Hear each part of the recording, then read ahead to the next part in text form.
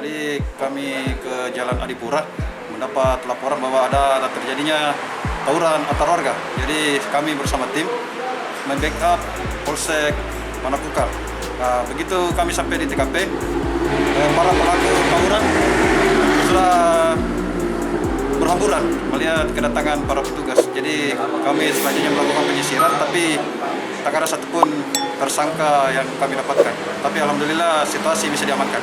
Sepasang pria dan wanita diduga akan melakukan tindakan mesum. Jadi kami selanjutnya melakukan peneguran dan memberikan nasihat, apalagi pasangan tersebut sudah rentak.